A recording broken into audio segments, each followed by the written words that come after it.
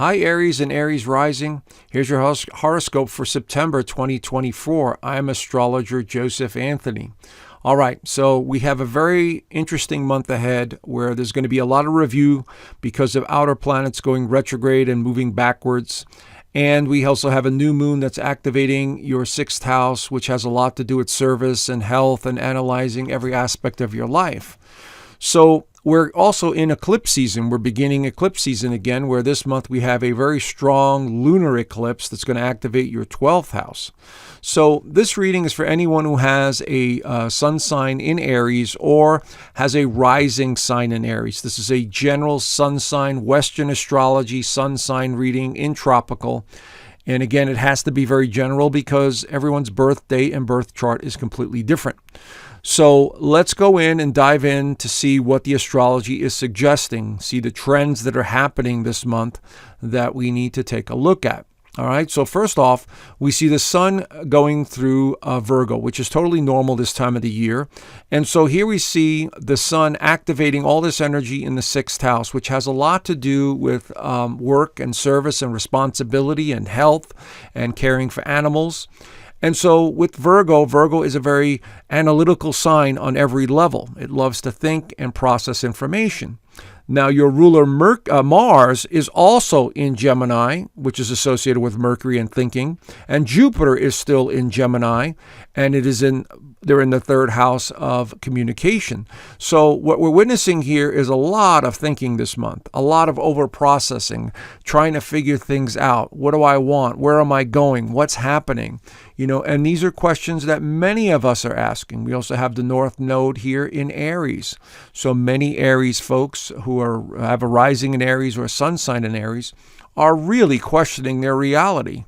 What am I doing? Where is my purpose? I'm not sure. This is very common right now as we go through these major shifts in energy and consciousness, and these cycles continue to sort of change us in some way. Okay, so as we start off the month, it feels a little weird and a little off, and there's a nostalgic feeling to this month. So keep that in mind, okay?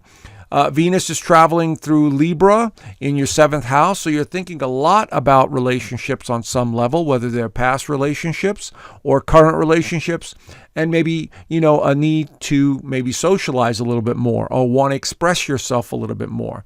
This is going to be helpful right here. Okay, so let's take a closer look at what we have going on this month.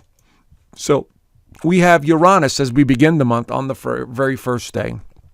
We have Uranus going stationary, and then it goes retrograde. So here it is in the second house of income and values. So you've been learning a lot about your belief systems and your financial situation over the past, let's say, 6.5, almost 7 years.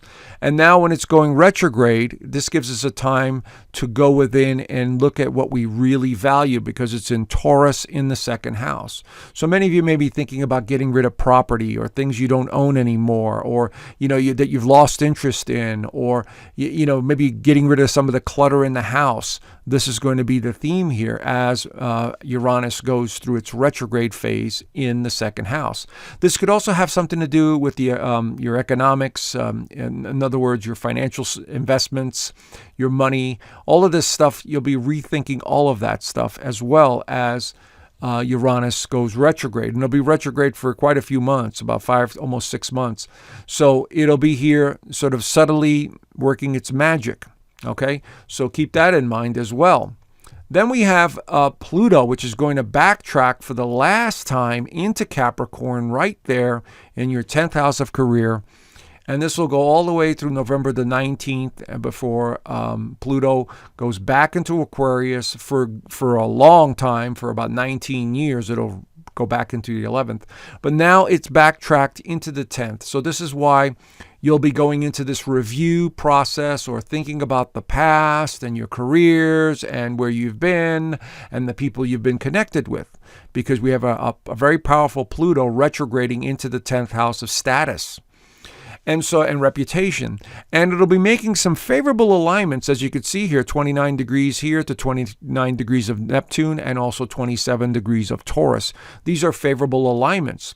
which is suggesting that something is changing, something about your belief system, something about the past, which you need to let go of, or coming to some sort of realization about who you are and how you fit into the equation of your life. That's what we're all doing right now. And that Pluto is going to help you with that. Or it might have something to do with you going back to an old job or an old neighborhood or something from the past that resurfaces, because now we have several planets that are in retrograde. We have Pluto, we have Saturn, we have Neptune, we have Uranus. Okay, we have all these planets in retrograde. The outer planets are like anchors, and they're all behind us, dragging us into the past. So we may find ourselves really deeply immersed into the past this month. Okay, so the new moon this month, also on the 2nd, is going to continue to highlight the 6th house, because we already have the sun there, and now the moon activates the energy even more. So a new cycle begins in this 6th house of health and service to others, and caring for animals, health, responsibility, daily routine. This is activating some form of energy here for many of you. So chances are it has to do a lot with health. Health matters. Because this cosmic energy that's been coming in is very heavy and very strong, we've all been feeling weird and tired or irritated or elated or excited. Depending on your energy and your birth chart, this is how it's affecting you. But generally speaking, the new moon in Virgo is activating all kinds of activities involving well-being, caring for others, new routine, going back to something you used to do before, like changing your eating habits, or maybe you're thinking about pets and you're caring for animals, or maybe there's a loved one in your life that you need to take care of. This is all going to be activating that energy as well. But usually new moons represent a new cycle where we could take advantage of the opportunity in the next couple of weeks to start something new and to get something moving in that area. So we're in Virgo here. This energy's in Virgo, and it's about analyzing the small details of life and trying to perfect them, and especially since it's in the 6th house. So health, work, daily responsibility are going to be on the table with this new moon in Virgo. Now, Mars enters Cancer late on the 4th into the 5th. Now, this is huge for you guys because Mars is your ruler, and it's entering the 4th house of home, feeling, and foundation, which is all about emotions, and it's about, stability. It's all about sometimes the past. It's about real estate. It's about the family dynamics, and it's in the sign of Cancer. Now, the thing that makes this very tricky for you, Aries rising and Aries sun sign, is that Mars is going to stay in this 4th house for about 6 months because of its retrograde. That's right, it's going to be here for a long time, because on December the 6th, Mars will go retrograde, in Leo, and will backtrack into Cancer again. So even though it comes out and it goes into Leo for a short period of time, it will backtrack, I believe it's January the 6th, will backtrack into Cancer once again. So what this is going to do for many of you, and the reason I say 6 months is because it's going to just hover over here and then hover back into the 4th house. So over the course of the next 6 weeks or so, as Mars makes its way through Cancer, you're going to be feeling more motivated at home or working around the home and feeling restless and maybe revisiting the past, feeling more emotional, because Mars does not do that well in Cancer, brings out a lot of emotions and feelings. And Aries is a fire sign, and Cancer is a water sign. You see the dynamics here that can be a little rough? And so all kinds of emotional things are going to be coming to the surface, or dealing with emotional trauma, dealing with emotion in your family dynamics. And so this is going to be a very interesting time for many of you, these next 6 weeks or so. Then you'll get a little break as Mars makes its way into Leo. But then, like I said, on January 6th, it backtracks. So you may be revisiting something else again in this 4th house. Maybe you're thinking about moving. Maybe you're thinking about land. Maybe you're thinking about, something to do with the family that you need to take care of. So this is going to be a very important transit here for the next 6 months or so, because it'll be kind of hovering back and forth in this 4th and 5th house. So keep an eye on that one, because Mars is your ruler. Mercury enters Virgo on the 9th right there, so it adds more element of thinking and processing and analyzing and perfecting into your thinking, because Mercury represents thinking, and in Virgo, it is sort of overthinking everything. So this could be a very interesting time having to do with health, work, and service to others. And so we're also seeing some other alignments beginning to form here as the Sun opposes Saturn.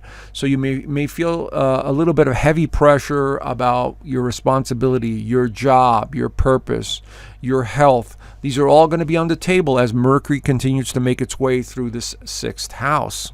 Okay, so keep an eye on that as well. Now, this is the big news of the month, is the full moon lunar eclipse in Pisces on the 17th. Now, this is a very important one because lunar eclipses are endings. They're completions. They're realizations. They're a 6-month cycle that has ended. In a longer view, it's about an 18 to 19-year cycle that has ended. So if you look back 18 to 19 years ago when we had the same exact lunar eclipse, what was going on in your life back then? So this is going to be in Pisces. It's going to be at 25 degrees of Pisces, so wherever that is in your actual birth chart. You want to take a look at that. So here we have the Sun at 25. It'll be opposing the Moon at 25. And Neptune is conjunct this, or closely aligned to this full moon. So this is suggesting, first of all, this is the 12th house of the spirit or spirituality. This is the doorway to other realms of consciousness. This is the psychic realm. And this is the house of health and daily routine and responsibility. So we have these two houses being super activated right now, okay? And so what this is suggesting is your dreams are going to be very vivid. Your imagination is going to run wild. You're going to feel like, escaping this reality through your mind and imagination. If you're an artist, this could be a fantastic time for creating some amazing art. But on a different note, because Neptune's involved here and it's in the 12th house, you may feel depressed for no apparent reason. You may feel sad or pick up someone else's sadness all around you. Okay? You have to be careful because Pisces is like a sponge. They absorb all the energy around them, you see? And so this is going to be a very important lunar eclipse. Now, I also believe that things are happening in society today. Here in the United States, we have the election show going on, and then, we may have some weird stuff going on with health and events that are being planned around another, infection going around the world, if you know what I'm talking about. And so this could be something associated with that, where I hope, we don't have any more lockdowns or more fear tactics to scare everyone to wear masks and all that other stuff. But that is a possibility because we're talking about Pisces. And so this is going to be a very strong lunar eclipse. What is it in your life that you don't need anymore? Whether it's physical belongings, whether it's relationships that don't work anymore, whether it's just thinking about yourself and saying, you know what? I'm not worrying anymore. I know who I am. I realize I'm a spiritual being having a human experience. I need to move forward and do different things in a different way. We're entering really the twilight zone with this lunar eclipse. And what that means is this weird energy that's coming in that is forcing us to change in some way. And so we're talking about the 12th house, which is the spiritual house, the mystical house. And so we have to pay attention to the intuition, the subtleties, what we're getting, the flashes of inspiration for some sort of catalyst for change. So this is what's happening with this lunar eclipse. So it's in your spirit. It's in a transitional mode from thinking in one way and then having to change it in another and starting to realize things at a much deeper level. So this lunar eclipse is going to really transform your life as it continues to move. And then next month we have a positive solar eclipse in your 7th house of relationships. So that's going to be really important for many of you as well. So now, speaking of relationships, the Sun enters Libra on the 22nd, right there in your 7th house of relationships. So this continues to enhance the theme of relationships, wanting to connect, wanting to understand, wanting to just reach out to people, whether it's via social media, whether it's in person, whether it's in your current relationships, and try and figure out how you could help, how you could be of service, how they could help you. Okay, so it's all about connections. And this is all about finding balance within yourself, because Libra is the opposite sign of Aries. Aries represents the self, Libra represents others and partnerships. So there's a need for balance in your life that needs to be front and center here during this transit of the sun going through the 7th house. Okay. Now, Venus enters Virgo on the 23rd, and now the dynamics shift once again. Now, Venus enters Scorpio. Venus enters Scorpio and the 8th house of transformation, death and rebirth, finances, investments. And this is also the house of sexuality. So you might find yourself going down a very nostalgic road because of the 8th house. The 4th house is already being activated, and the 12th house is being activated. These three houses represent the past. So we all have water signs in them right here. As you can see here, you have two water signs here, a water sign here, and now a fourth water sign that is activating the 8th house. This is a very emotional month for many of you. And with Venus in Scorpio, you are very nostalgic at this time, and you're thinking about your finances, you're thinking about your past, your investments, all the partners you might have had, business endeavors, anything associated with sexuality, the partners that you might have had that you really admired and were really drawn to, and some of them that weren't that great, but there's also a psychological component to the 8th house. Scorpio is the sign of psychology. So you might find it that very interesting that you're analyzing things at a very deeper emotional level and processing everything. Remember, we just had this powerful lunar eclipse in Pisces, which is about letting go of something. So you're analyzing and thinking about it, and you're feeling more sensitive than normal because of this Venus in Scorpio. The good news is your intuition will be off the charts. And so pay attention to your higher consciousness, your dreams, subtle feelings of something that's changing within inside of you. You don't necessarily have to overthink it, but just realize it's a part of you. Okay, so this Venus in Scorpio is going to bring out a lot. And last but not least, on the 26th, we have Mercury also entering Libra and the 7th house, which is again suggesting you need to find balance within yourself. And also this is about relationships, absolutely, because the Sun and Mercury are in Libra, the partnership sign. So you find yourself thinking more about partnerships and relationships. And again, this is part of the theme of the past as well, because we have all these planets activating these portals to the past. So this is about finding balance within yourself. Okay, so do the best you can, Aries and Aries rising. And you see that this is a very dynamic month where there's a lot of reflection, a lot of weird energy going on. And if you're at all interested in astrology, I do teach this in my private community. And if you have a few moments at the end of this video, please listen to this special presentation that I have about my free community. Anyway, have a great month, and I will talk to you guys soon. Bye for now. Hi, thank you so much for watching my monthly astrology. I really appreciate your support over the years. Have you ever considered learning astrology? Well, you're in luck, because I've created a full online astrology course in my private community. It's a full 6-module course that takes you from the beginning of astrology, what it all means, the mythologies, the houses, all the way to the more advanced techniques such as progressions, solar returns, how to read transits, how to make predictions. It's all there in this course here. And I even dive into some of the mysterious stuff, what some of the symbolism is all about. So I think you might want to check it out if you're interested. Along with the course, we have a very tight-knit community here where everyone helps each other out. And so if someone knows a lot about astrology, they help other people with astrology. So it's a community that really gets involved and, really wants to learn and help each other out. But as you can see here, I have a whole lot more on this private community. I also have the Inner Circle live calls each week. Now, this is something that I do twice a month on YouTube, but here I do them on a weekly basis. And I talk about various topics. You get to ask me questions, we interact, and we learn a whole lot more than just astrology. So this could be anything from astrology to what's going on in the world, predictions, politics, whatever it is. We talk about it in the Inner Circle calls. Of course, I do have videos here that I do not have on YouTube, so you get those too. And then I've got a private resource vault, which has videos that I suggest watching, books suggested reading, meditations, and more. So if you're interested in learning astrology or want to be part of a great community that's really growing fast, head on over to the link down below and click on the link and join today. All right? Thank you so much, and I look forward to seeing you soon. Bye for now.